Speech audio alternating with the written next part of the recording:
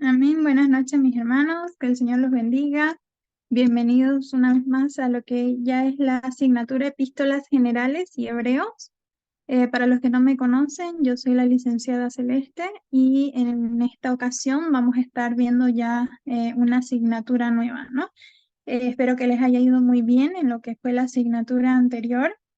Y ahora les voy a explicar mi método de trabajo con la asignatura. Déjenme comparto la pantalla para que usted vaya viendo cómo es que se va a trabajar esta asignatura en este mes.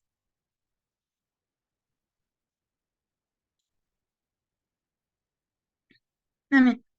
Esta es la guía didáctica. Esta guía usted la va a poder conseguir con el pastor Douglas. Usted le habla si la quiere digital, si la quiere en físico, él, él se las va a proporcionar. Entonces, bien, vamos a ir primeramente con lo que es la presentación de epístolas generales y hebreos, ¿no? Esta asignatura en sí nos vamos a adentrar en lo que es un estudio profundo de las epístolas generales y la carta a los hebreos, dos áreas que son clave del Nuevo Testamento, que ofrecen una riqueza de enseñanzas teológicas, exhortaciones prácticas para la vida cristiana. Y durante nuestro recorrido en esta asignatura vamos a examinar lo que es la naturaleza y el propósito de cada una de estas cartas, explorando su contexto histórico, ¿no? Sus temas centrales, su relevancia para los creyentes contemporáneos, y a través de un análisis detallado de los textos bíblicos también que tenemos dentro de lo que es la guía didáctica, y a través de lo que es la reflexión teológica también, vamos a ser desafiados a profundizar en nuestra comprensión de la fe cristiana y a aplicar sus verdades transformadoras en nuestras vidas diarias. Entonces, en esta asignatura vamos a estar viendo prácticamente dos unidades. La primera unidad vamos a hablar solo de epístolas generales y en la segunda unidad vamos a hablar de la epístola a los hebreos. Dentro de lo que es el contenido de las epístolas generales vamos a ver la naturaleza de una fe viva, la relación entre fe y obras, ejemplos de fe viva en acción, la práctica de la fe en la vida diaria, el fruto del Espíritu en la vida del creyente. También dentro de lo que es la epístola a los hebreos vamos a estar profundizando un poquito en lo que es la superioridad de Cristo sobre los ángeles y profetas, el nuevo pacto y la finalidad del sacrificio de Cristo, la superioridad del sacerdocio de Cristo, la fe y la relevancia, la santidad y la exhortación a la obediencia.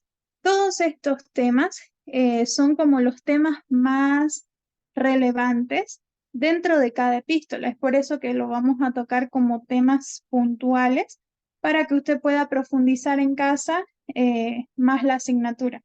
Porque, como siempre les digo a los alumnos o estudiantes que ya me conocen, en un mes es casi que imposible, ¿no? No digo imposible, pero sí es casi que imposible poder abarcar todo lo que hablan o contienen estas epístolas generales y también lo que es la epístola a los hebreos, justamente porque se tiene que llevar un estudio exhaustivo.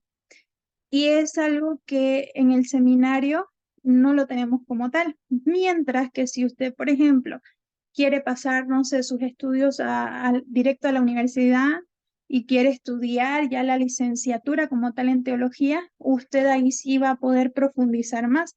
Sin embargo, lo que hace el seminario es poderle dar como a usted las herramientas para que usted pueda agarrar dichas herramientas, agarrar como esos conceptos generales y usted como teólogo pueda profundizar e indagar en aquellos misterios que están dentro de la Biblia, que usted pueda leer. Y siempre les digo, ¿no? En las clases a mis estudiantes, un teólogo que no lee no es un teólogo. A usted, si usted quiere ser un teólogo, tiene que aprender el hábito de la lectura. Le tiene que gustar leer no solamente la Biblia, también indagar en comentarios bíblicos, diccionarios bíblicos, ir a las escrituras originales, o sea, es como un mundo, ¿no? Al cual usted tiene que adaptarse para poder hacer teología, porque el seminario o decir, ah, ya, yo estudié teología, no lo hace como tal un teólogo. ¿no? Quizás el cartón puede decir que usted es teólogo, pero lo que realmente lo hace un teólogo de verdad es el estudio que usted hace a profundidad en cada uno de estos temas o en cada una de las ramas y materias que usted ha ido viendo a lo largo de su recorrido, ¿no? En lo que es ya el seminario. Entonces, vamos a ver lo que es la propuesta educativa. Dentro de lo que es la competencia, vamos a ver lo que es la capacidad de análisis y síntesis de textos, así como de seleccionar en ellos los elementos más significativos. Usted va a poder gestionar la información brindada por el docente, es decir, mi persona, de forma eficiente y sin problema, de tal forma que al momento de que usted enseñe, su enseñanza sea clara y también sea precisa. Entonces, toda esta guía didáctica que ustedes tienen aquí, prácticamente yo la hice, ¿no? En realidad yo la hice. Si usted, por ejemplo, no se le da curiosidad un poco más del tema 1, usted busca este libro, Introducción al Nuevo Testamento, de B&H Publishing Group, y usted va a encontrar ahí parte de lo que es el contenido. Entonces, lo mismo con cada una de estas bibliografías, son libros digitales que usted puede conseguir en Google. Por si usted quiere indagar o quiere saber un poquito más, usted lo va a poder ver ahí en su guía didáctica. Entonces, cada tema que vamos a ver, que usted va a tener en su guía didáctica, son respaldados bibliográficamente, ¿sí? Entonces, no es una información nada más porque sí, ¿no? Entonces tiene su porqué y viene con su respaldo bibliográfico. Entonces, como saben, ya son o van a ser 8 horas no presenciales entre los días lunes y los días miércoles, 1 hora en total todo el mes, son 8 horas no presenciales. Van a tener un producto único. Y este producto único va a consistir en una exposición, ¿sí? En este producto usted, o más bien este producto va a abarcar las tareas que yo no le voy a dar en lo que es la asignatura. Entonces, ustedes no van a tener tareas conmigo, a excepción de este producto, que va a ser como un trabajo final que usted va a realizar de todo lo aprendido, eligiendo un solo tema. Entonces, es una exposición, puede ser con una diapositiva, si usted no sabe usar computadora, también puede ser con una cartulina, respecto a algún tema seleccionado, es decir, respecto a cualquiera de estos temas que usted tiene aquí. Usted tiene 5 en la unidad 1, 5 temas en la unidad 1 y 5 temas en la unidad 2. Y usted va a poder elegir cualquiera de esos 10 temas en total. Elige uno, lo profundiza, investiga, averigua y da su respectivo aquí aporte teológico. Esto es lo que me importa más, ver su capacidad de usted de poder dar un aporte teológico, de dar una opinión de usted como teólogo respecto al tema que usted haya seleccionado. Entonces, en eso consiste lo que es este producto único. Usted aquí tiene los indicadores y qué es lo que debe contener su exposición. Para empezar, tiene que tener una explicación clara del tema. Tiene que ir con apoyo bíblico, con referencias específicas, porque ya saben, un teólogo no es teólogo si no usa Biblia. Y usted tiene que acostumbrarse a usar Biblia y a respaldar todo lo que dicen, porque no es nada más hablar, ¿no?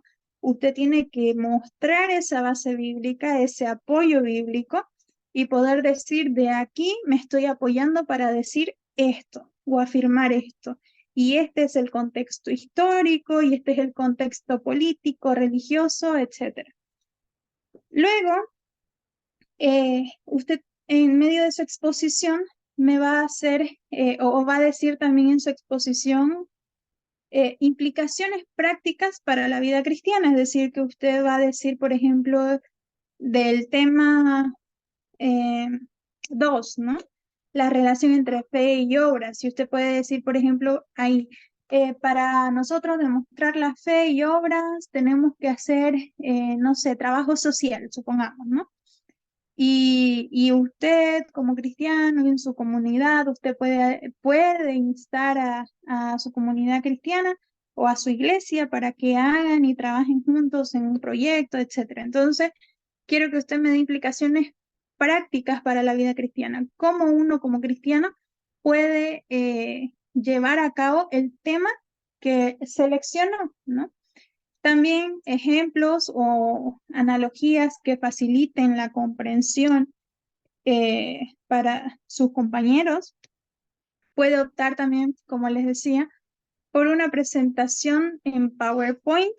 En caso de que usted, por ejemplo, ese día tenga que trabajo, ¿no? Porque me ha tocado una estudiante que es doctora, entonces ella a veces no tenía tiempo para estar en las clases, pero sí me mandaba el video de su exposición con su PowerPoint. Entonces, si usted en caso no puede entrar ese día por trabajo, usted me avisa y me manda el día de la exposición, que por lo general es un día antes del examen, un video donde contenga su rostro de usted y las imágenes del PowerPoint o su cartulina, ¿no? Entonces ahí sería grabarse usted con su cartulina exponiendo. Y van a tener aproximadamente 10 a 15 minutos para poder dar esta exposición. Eh, También lo que va a contener este producto único son elementos interactivos para involucrar a la audiencia, ¿no? Es decir, a sus compañeros. Entonces usted puede lanzar ahí alguna pregunta para que sus compañeros respondan o decir a alguno de sus compañeros, a ver, hermano tanto, ¿usted qué opina? ¿No? Entonces, y ustedes aquí pueden incluir, como les decía, las preguntas de reflexión, encuestas rápidas o un breve espacio para comentarios y discusión. Y cada estudiante presenta su tema en clase, ¿no? La presentación debe ser clara, enfocada y diseñada para fomentar la comprensión de sus compañeros. Aquí ustedes en la página 5 van a ver lo que es el cronograma de la materia. Y aquí es en qué fecha se va a tocar cada tema y cómo se lo va a tocar. Entonces, por ejemplo, el día de hoy tendríamos que estar viendo unidad 1 y tema 1.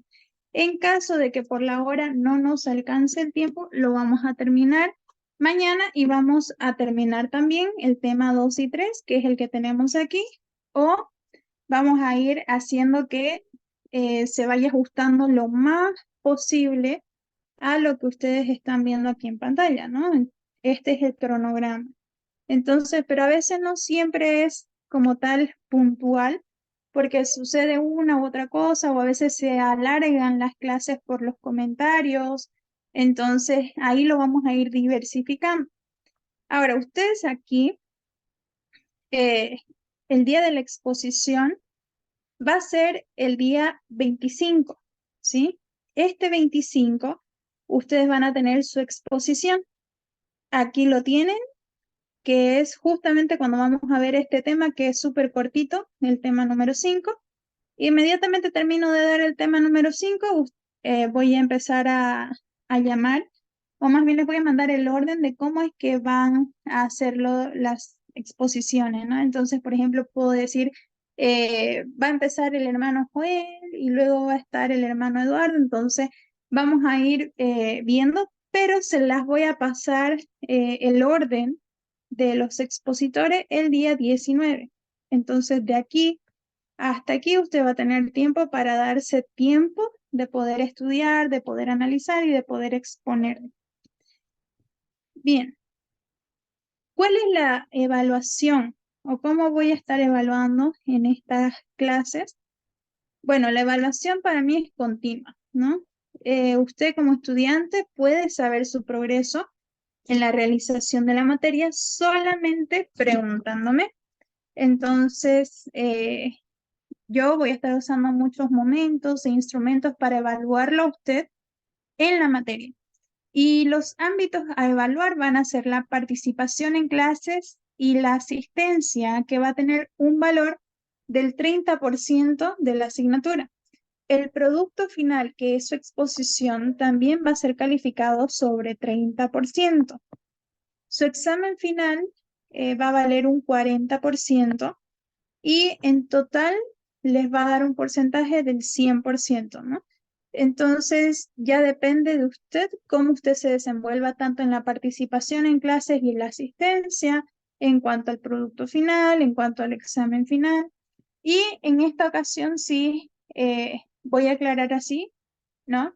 El hecho de que usted, supongamos, nada más se esfuerce en la participación en clases y la asistencia, pero me presenta un producto final no bien hecho y me da un examen final ahí medio que lo que se pudo hacer, ¿no? Le va a variar su nota. Entonces ya me ha tocado estudiantes que me presentan, por ejemplo, productos finales mal hechos o algunos ni siquiera me lo presentan y solo por tener la participación en clases y la asistencia esperan que uno le ponga un 100%. Entonces, eso no funciona así, ¿sí? Usted tiene que cumplir con todas estas áreas, con todos estos ámbitos, si usted quiere tener un 100 de nota. Yo no le voy a quitar, no le voy a restar, voy a ser justa con las notas que cada uno merece. Entonces, estas son, usted igual en su guía didáctica lo va a tener, son las áreas que se van a evaluar dentro de lo que es la asignatura. Y bien, vamos a empezar, pero antes de Perdón, empezar, sí, dígame. sí, estaba levantando la mano. Ay, perdón, hermano, es que no lo vi. En en el tema de la exposición, ¿qué tiempo se va a asignar o qué tiempo se va a dar para la exposición? Porque son varios temas para evaluar, ¿no? Van a tener, ustedes de todos los temas va a elegir nada más uno. Entonces, supongamos de la unidad uno usted quiere hablar solo del tema 2 usted va a hablar solo del tema 2 y va a tener de 10 a 15 minutos para desenvolverse en el tema. Pero 10 a 15 minutos para hacer presentación, hacer un quiz también, un quiz. Es un es poco. Si usted quiere hacer un quiz, igual lo puede hacer, pero hay que ver, igual evaluar si aquí todos saben usar el quiz, entonces tenga eso en cuenta. Quizás usted puede lanzar alguna pregunta de reflexión, puede hacer su exposición en 10 minutos y en 5 minutos lanzar una pregunta de reflexión para que los hermanos respondan y luego pasamos a otro. Entonces, algo súper cortito, no es necesario que usted se extienda, ¿no? Porque lo que quiero ver es su criterio propio, que usted vaya practicando la forma en la que va usted poder desenvolverse al momento de enseñar, ¿no? Lo que son epístolas generales o quizás las epístolas de los hebreos. Entonces, solamente va a ser de un tema. Son 10 temas los que vamos a ver, pero usted solo selecciona uno y de ese uno ya usted, más lo que quiero es como que usted investigue quizás algo que no había y que usted me dé su criterio propio como teólogo y prácticamente eso sería, ¿no? Su evaluación y más que haga una pregunta de reflexión para que sus compañeros digan algo o interactúen con usted y listo, se acaba. ¿Amén? ¿Alguien más tiene alguna otra pregunta? Ya. Entonces, déjenme los anoto a los que están ahorita aquí para la asistencia.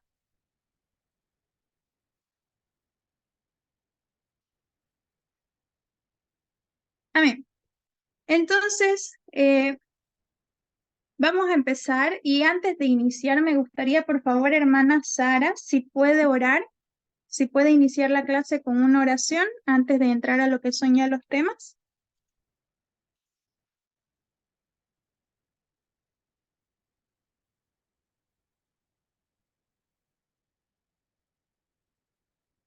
Hermana Sara Illane. Buenas noches, mi nombre es Maritza. Ahorita lo voy a acomodar ya. Ah, ya, ok. Entonces, hermana Marit, Mm, Te damos gracias, eh, Padre amado, por este momento el cual estamos comenzando esta clase, Señor Jesús. Queremos entregarte, así queremos hacer un estudio más de tu palabra, aprender y comprender, Señor Jesús, lo que nuestra maestra nos enseñará. Así te damos gracias en nombre de Jesús. Amén. Amén. Y déjenme un segundo, igual voy a anotar a su compañero Rubén.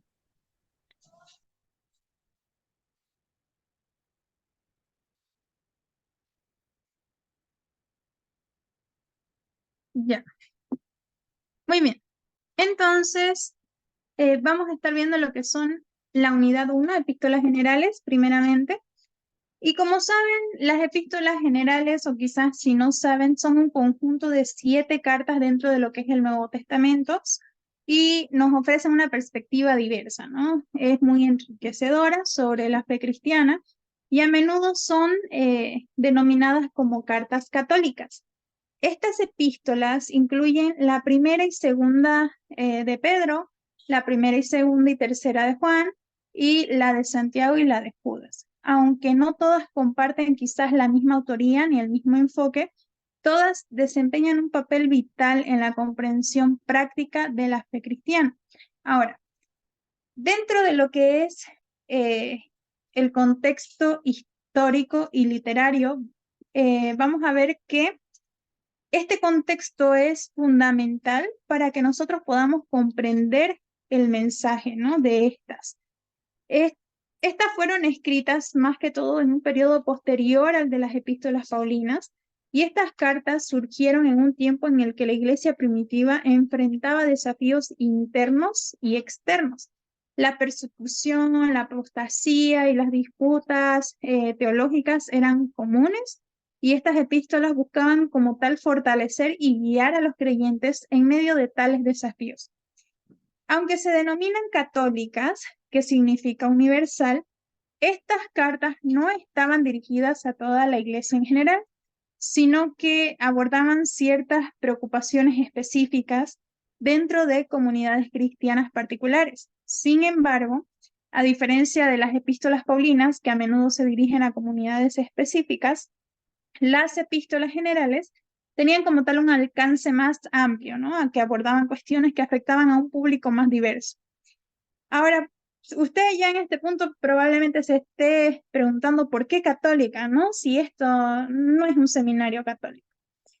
Y aquí le va la respuesta. El término católico, en el contexto de lo que son las epístolas generales, no se refiere a la Iglesia Católica Romana en particular, sino que proviene del griego católicos, que significa universal o general. Y estas cartas son llamadas católicas porque no estaban dirigidas a una audiencia específica o a una comunidad en particular, como las epístolas de Pablo, ¿no? Que están dirigidas a iglesias específicas, como por ejemplo Corinto, Tesalónica, Efeso, etc. Sino que más bien estas epístolas generales estaban destinadas a un público más amplio dentro de lo que es la iglesia primitiva. Y aunque originalmente se entendían como dirigidas a la iglesia en general, con el tiempo el término católicas llegó a referirse específicamente a estas 7 cartas dentro del Nuevo Testamento. Entonces, es importante en este punto destacar que en algunos contextos, especialmente en la tradición católica, el término católico puede referirse específicamente a la Iglesia Católica Romana, pero en el contexto de lo que son las epístolas generales, este término se usa para su sentido más amplio de universal, ¿no? Entonces, si, por ejemplo, usted en algún momento está enseñando acerca de las epístolas generales, puede dar quizás este dato que es muy poco conocido por muchos, ¿no? Entonces, y más de uno le va a saltar diciendo, pero ¿por qué católicas? Y ya usted aquí le explica, ¿no? Su origen que proviene del griego y que no hace referencia a lo que es la Iglesia Católica Romana en particular, sino más bien al término que significa universal o general. Ahora, ¿cuáles son los temas y los mensajes? Las epístolas generales nos abordan una amplia gama de temas teológicos, éticos y pastorales, empezando desde el llamado a la perspectiva en la fe hasta la exhortación a la unidad y el amor fraternal. Estas cartas ofrecen consejos prácticos para vivir una vida cristiana auténtica y fiel. Además, tratan cuestiones como el juicio divino, la sabiduría, la oración, la santificación y la lucha contra la herejía también. La Carta de Santiago, por ejemplo, nos enfatiza lo que es la importancia de la fe activa y la práctica de la justicia social, mientras que las cartas de Pedro, como tal, ofrecen consuelo y aliento a los creyentes que enfrentan persecución y sufrimiento. La carta de Juan también nos destaca el amor como marca distintiva de los verdaderos seguidores de Cristo, mientras que la de Judas advierte contra la influencia de los falsos maestros y la necesidad de mantenerse firmes en la verdad. O más bien parte del impacto perenne, a pesar de haber sido escritas, perdón, denme un segundito, me tomo una pastilla, es que ando con un tratamiento.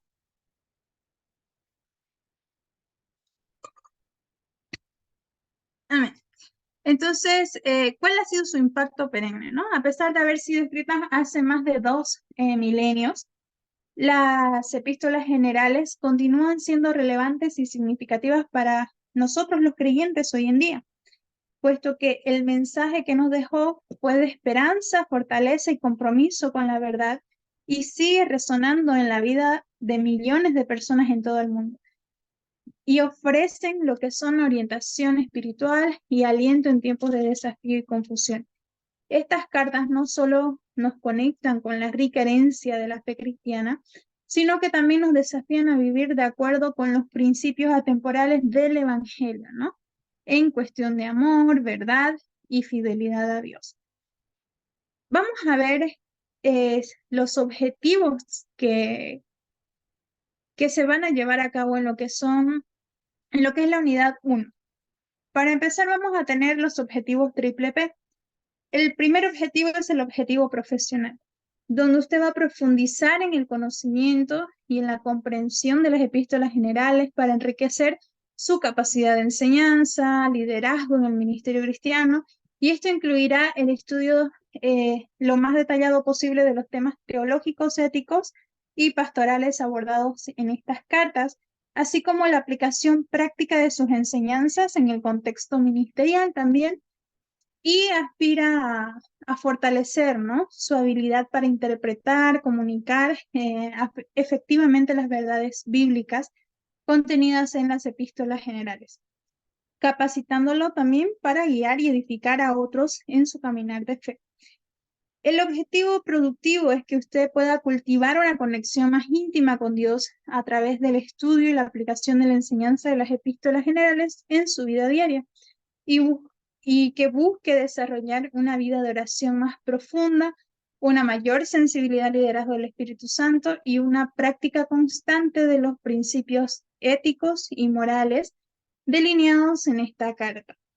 Este objetivo tiene como fin fortalecer su relación personal con Dios, que usted pueda crecer en santidad, madurez espiritual y vivir de manera coherente con los valores del Evangelio.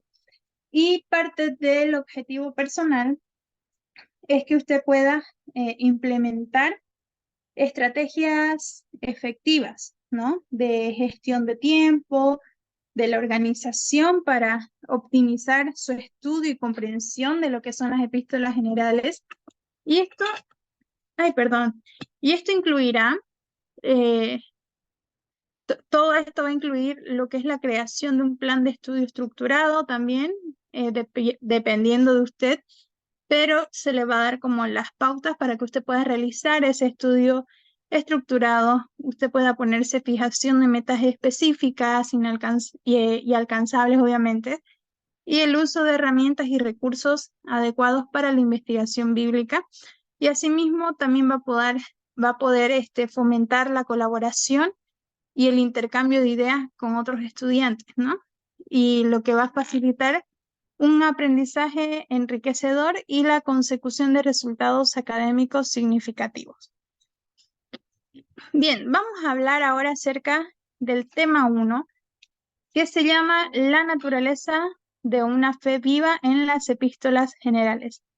Y, a ver, bueno, este tema no es tan largo, Yo creo que incluso vamos a llegar a ver el tema número 2, parte del tema número 2, pero ya saben que creyente sin Biblia no es creyente, ¿no? Entonces ahí vamos a estar tocando unos 3 o 4 versículos, así que saque su Biblia, si la tiene por ahí, puede abrirla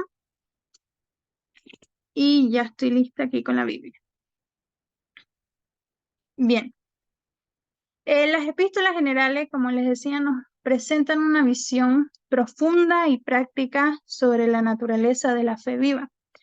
Este tema explora en detalle cómo estas cartas bíblicas delinean una fe que va más allá de de meras creencias intelectuales, transformando la vida del creyente y manifestándose en acciones concretas de amor y obediencia.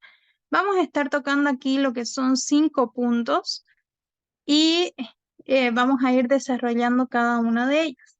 Entonces, vamos a ver primero lo que es la definición de una fe viva. En sí, las epístolas generales nos establecen que la fe genuina no es simplemente una cuestión de asentimiento intelectual, sino que es una convicción que impacta profundamente en la vida del creyente. Y para esto vamos a estar viendo Santiago capítulo 2, verso 17. Si alguien lo tiene y lo quiere leer, abre su micrófono y comienza a leer.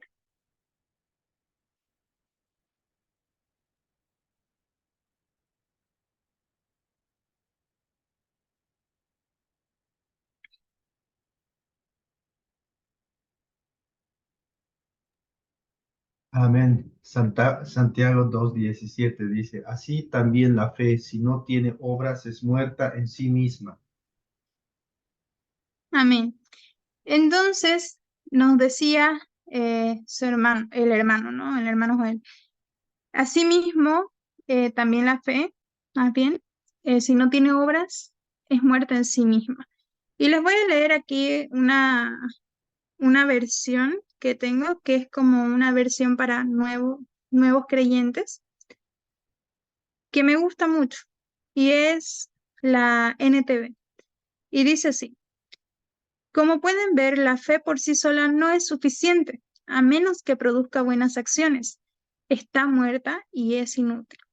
Entonces, y esto lo hablaba en la asignatura anterior que tuve con sus compañeros de soteriología y cristología, que cuando nosotros hablamos de fe, estamos hablando o estamos resaltando como tal que la fe verdadera se demuestra a través de acciones concretas de amor y obediencia que fluyen en un corazón transformado por el Espíritu Santo. Pero cuando estamos hablando más que todo de lo que es los frutos del Espíritu Santo, sabemos que no es algo que venga netamente de nosotros, es algo que viene netamente de Dios, es algo que Dios da por medio de la transformación que nos da el Espíritu Santo, porque sabemos que el Espíritu Santo es el que nos da el querer como el hacer. Entonces, no es algo que nazca de nosotros como ser humano. Es el Espíritu Santo que en el momento que nosotros tenemos esa convicción de pecado, dejamos que Él actúe y vaya transformando nuestra mente y nuestro corazón, y que ese corazón y esa mente sea regenerado día con día. Entonces, el tema de la regeneración también es un tema muy aparte que yo creo que más adelante igual lo van a poder ver, pero en sí este versículo nos dice mucho, que la fe por sí sola no es suficiente. Necesita producir buenas acciones. De lo contrario, está muerta y es inútil. Entonces, o como lo decía el hermano en la versión Reina Valera, ¿no? Así también la fe, si no tiene obras, es muerta en sí misma. Y esto se debe a que muchos creyentes hoy en día, y me ha tocado ver en los 12 años ya que tengo de ministerio, me ha tocado ver muchas veces hermanos que tienen fe, pero no tienen obras. Y que a pesar de llevar 20 años, 25 años, 30 años en el Evangelio, no han sido regenerados por el Espíritu Santo. no han sido transformados por el Espíritu Santo.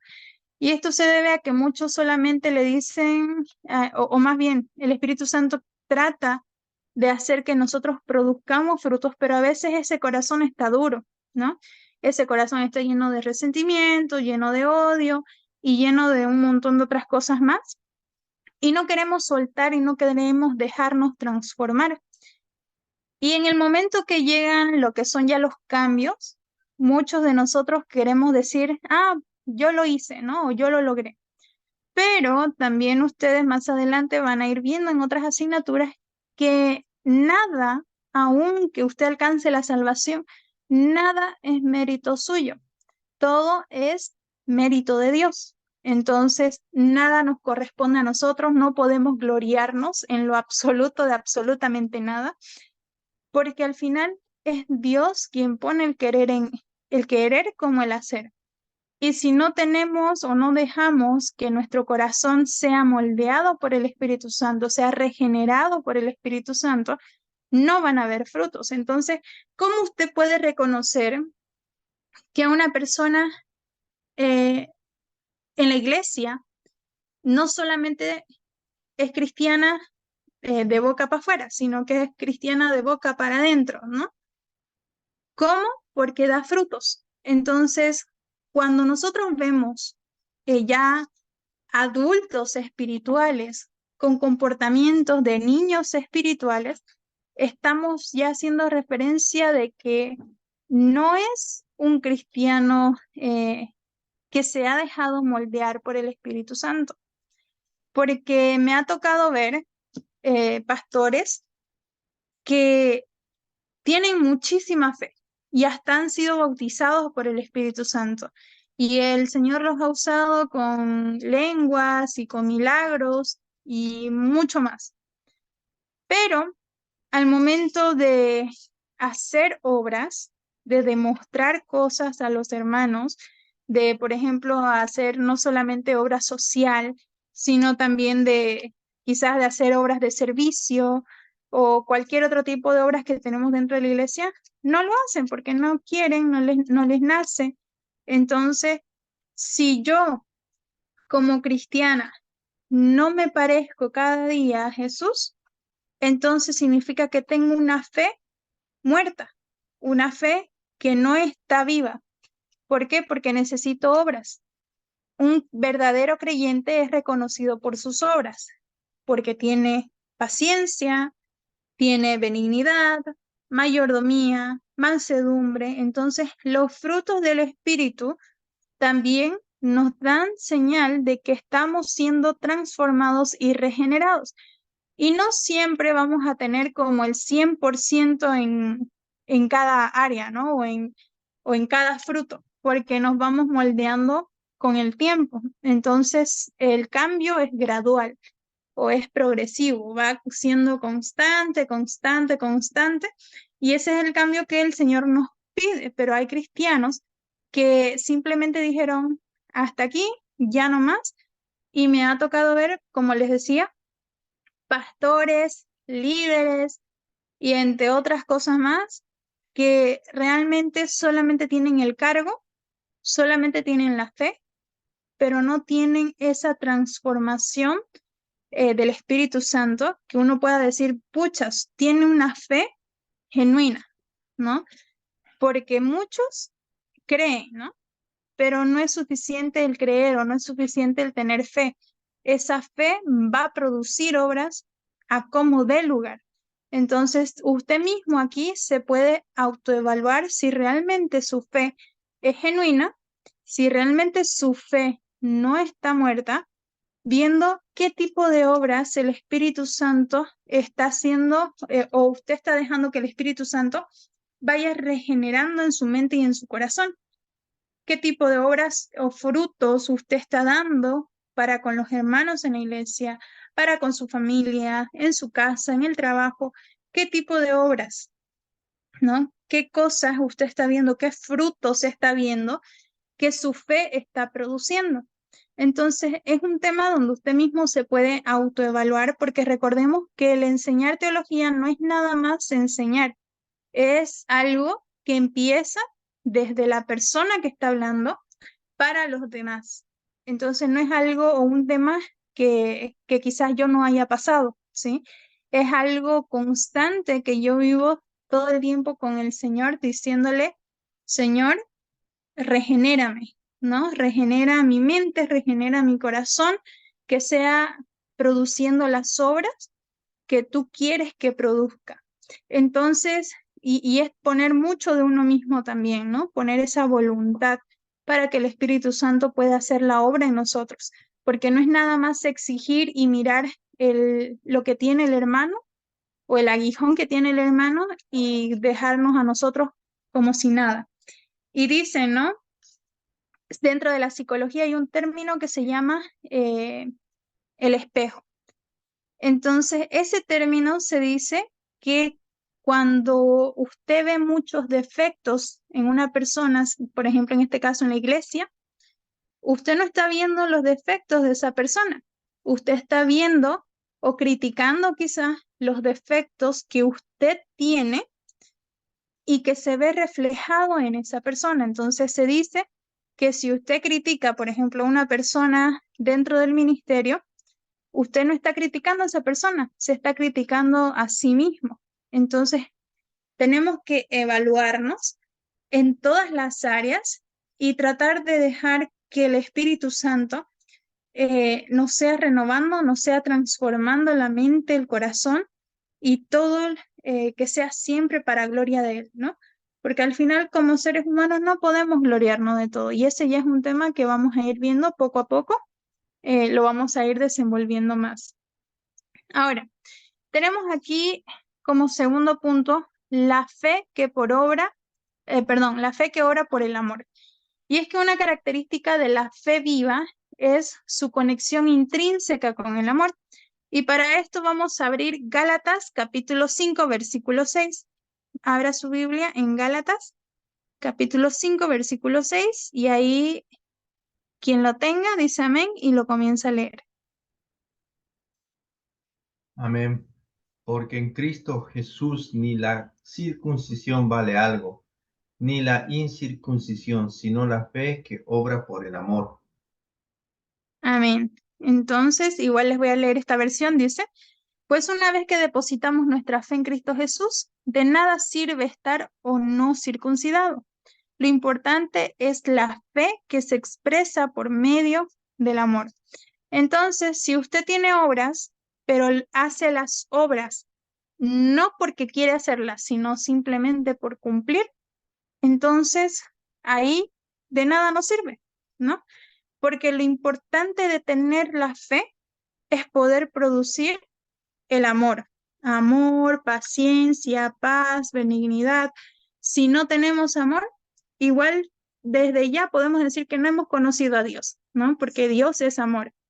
Y si no hay amor en nuestro corazón, si nuestra fe no es expresada por medio del amor, entonces de nada nos sirve. Y a veces nos sucede. Y lo digo porque me ha pasado.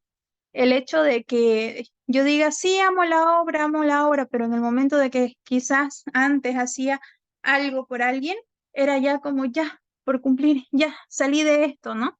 Entonces no se trata de eso. Usted tiene que hacer todo como para el Señor, porque no es algo que usted está haciendo de usted para alguien, es algo que usted está haciendo para Dios. Todo, absolutamente todo lo que usted ve en su vida, todo lo que haga, aun si es por una persona que vive en la calle o por su peor enemigo, no es por esa persona, es solamente por Dios y para Dios.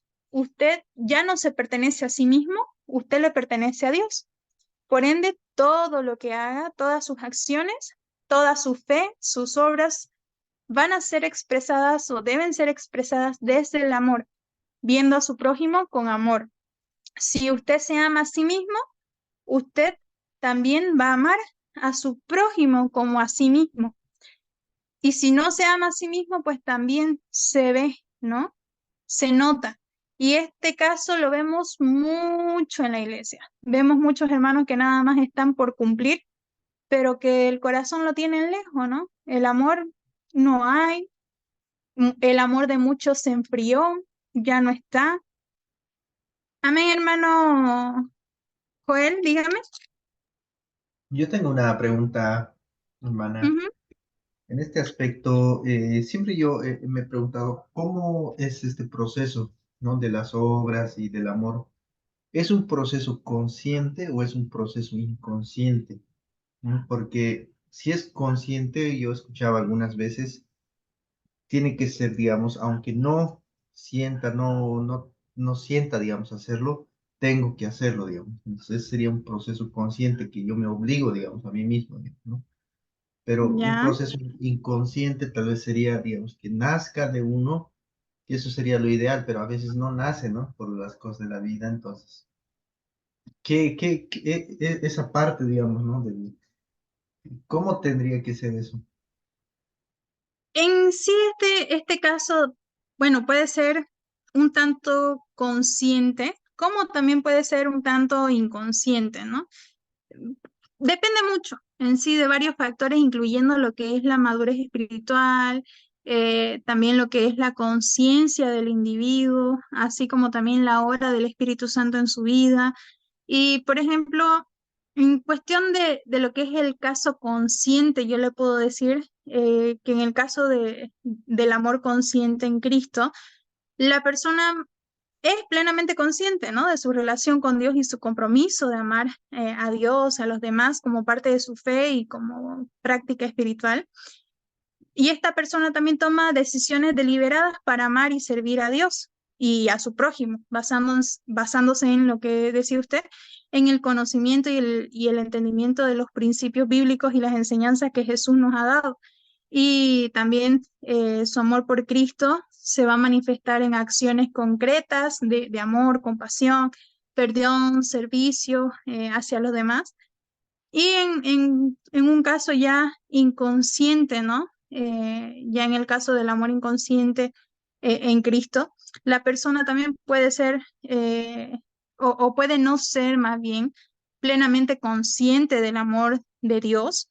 Y es por ello, eh, o más bien por ellos, o de la importancia de amar a Dios y a los demás como parte de su vida.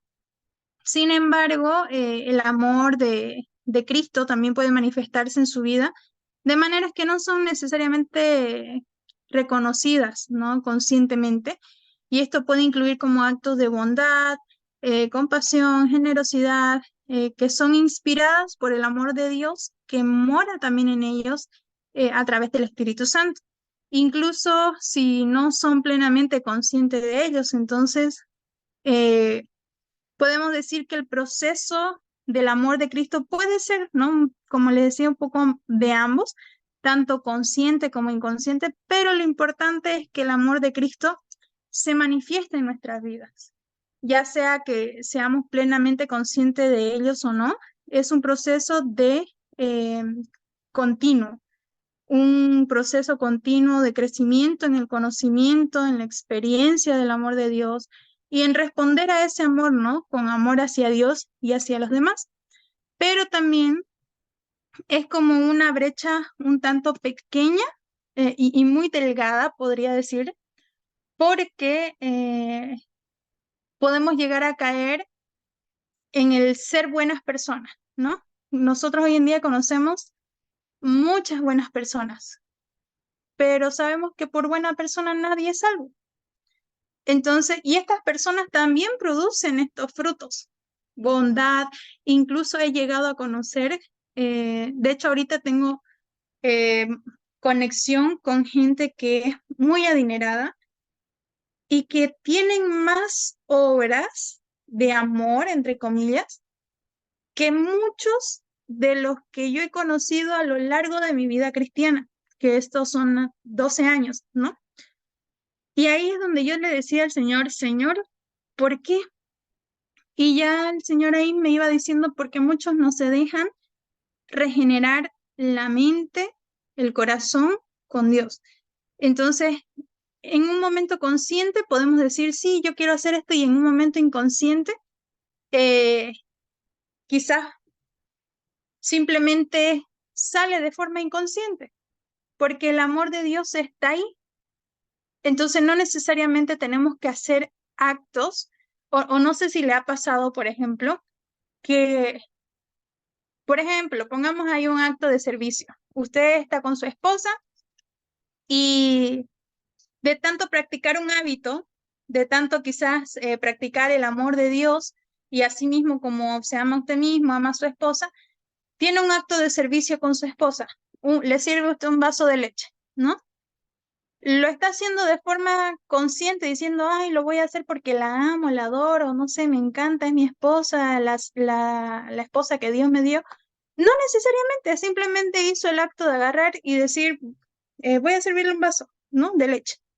Se lo da y no está siendo consciente de lo que conlleva. Ah, sí, tengo que hacerlo porque la tengo que amar y tengo que hacer esto. No necesariamente.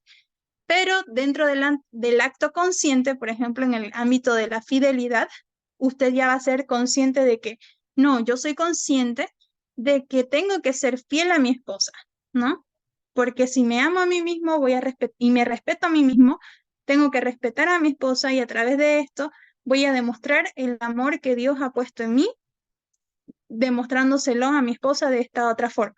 Entonces, puede ser un poco de ambos y como le decía, depende mucho de lo que es la madurez, ¿no? La madurez tanto espiritual y emocional también se puede decir y incluye varios factores. También la obra del Espíritu Santo, qué tanto usted se está dejando moldear, qué tanto no, pero siempre sabiendo de que las buenas obras o los buenos frutos, si no son en Cristo, si usted no está en Cristo, si su corazón no está en Cristo, de nada va a servir. Simplemente van a ser obras vacías, ¿no? Que van a entrar como en saco roto, porque estas personas que conozco hacen obras de caridad, donan montones de dinero a obras de caridad, haciendo obra social. Sin embargo, su dinero cae en saco roto porque ellos no creen en Dios. Entonces, espero eso haya podido responder su pregunta. Y vamos a irnos ahora con el tercer punto y vamos a quedar hasta el tercer punto y ya mañana continuamos con el punto 4, punto 5 y con el tema número 2. Y aquí vamos a ir abriendo nuestras Biblias en Hebreos capítulo 11, versículo 8. Vamos a ver la evidencia de una fe activa. Las epístolas generales presentan como tal numerosos ejemplos de individuos cuya fe se manifestó con obras concretas. Por ejemplo, Abraham es un ejemplo destacado de fe activa que se tradujo en obediencia a Dios. Y vamos a ver ahora Hebreos capítulo 11, versículo 8, ¿qué es lo que dice? Amén. Voy a leerlo. Por la fe, Amén. Abraham, siendo llamado, obedeció para salir al lugar que había de recibir como herencia y salió sin saber a dónde iba. Amén. Entonces, decía, ¿no? Que fue por la fe que Abraham obedeció cuando Dios lo llamó para que dejara su tierra y para que se fuera a otra, ¿no? Que Dios le iba a dar por herencia y se fue sin saber a dónde iba.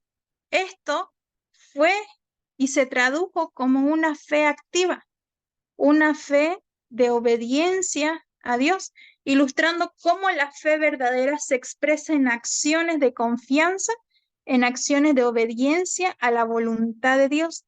Entonces, sabiendo de que dentro de una fe activa está el hecho del amar a Dios de tal forma que mi confianza está total y plenamente puesta más bien en lo que Dios va a hacer.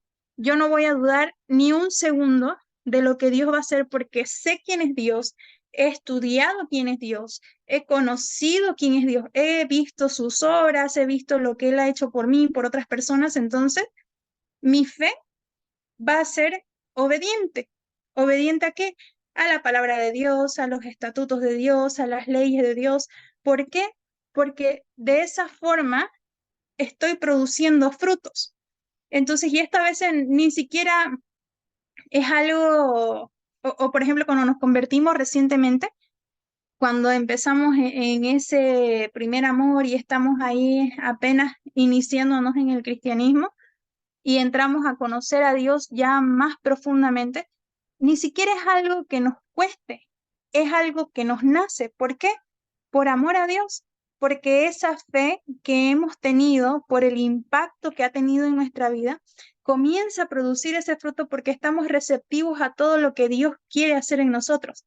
Entonces, cuando nos convertimos, por lo general pasan las personas nuevitas en Cristo, que ellos están así, como mente abierta, a expensa, no saben mucho de Biblia ni nada, pero están más ahí, ¿no? Y Dios está más ahí como atentos a ellos y está ayudándolos y dándoles a entender muchas cosas que quizás no conocen. Y ellos ni siquiera necesitan que alguien les diga, tenés que hacer esto, tenés que hacer esto. Simplemente les nace hacerlo por ese amor. Entonces vemos ahí que en la mayoría de los nuevitos cristianos, al inicio, si es que estos no se apartan, claro, igual, pero aún los nuevos, igual, los que en algún momento estuvieron y luego se apartaron, tuvieron esa fe activa al inicio. Esa fe que a ojos cerrados le creía a Dios y obedecía a Dios, pero algo pasó, ¿no? En el transcurso.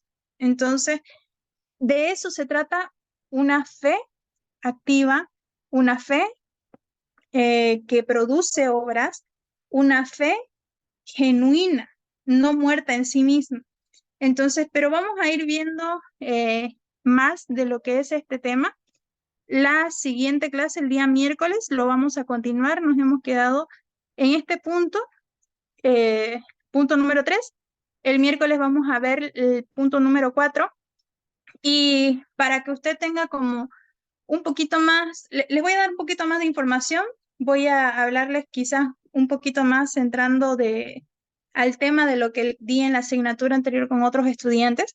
Se los voy a dar ya así como a grandes rasgos para que cuando usted llegue hasta la asignatura que le toca, tenga un poquito más de conocimiento de cómo es que actúa esta fe, ¿no? Esta fe regeneradora, esta fe por medio de obras. Entonces, porque yo sé que el decir la fe sin obras es muerta, pero también tenemos el hecho de que las obras, ¿no? Si uno solamente tiene obras pero no tiene fe, entonces de nada sirve. Entonces, como a veces es un poco confuso. Pero mañana, perdón, el miércoles se lo voy a aclarar un poquito mejor y con el texto que tenía también de los otros estudiantes. Entonces, vamos a quedar hasta aquí. Y para cerrar la clase del día de hoy, me gustaría que pueda terminar con una oración, hermano Joel, por favor.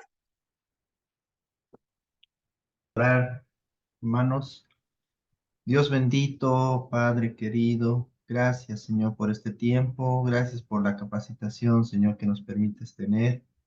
Permítenos siempre tener oído, Señor, corazón abierto, mente, Señor, receptiva. Y estas palabras, Señor, que se queden, Señor, grabadas en nuestro corazón, en nuestra mente. Gracias, Señor, por también la hermana y todos los que estamos reunidos acá. Nos despedimos en tu nombre santo, Señor Jesús. Amén. Amén. Amén, hermanos. Entonces, que les vaya bien, que tengan mañana un buen día, que duerman bien, que el Señor los bendiga y nos vemos el día miércoles.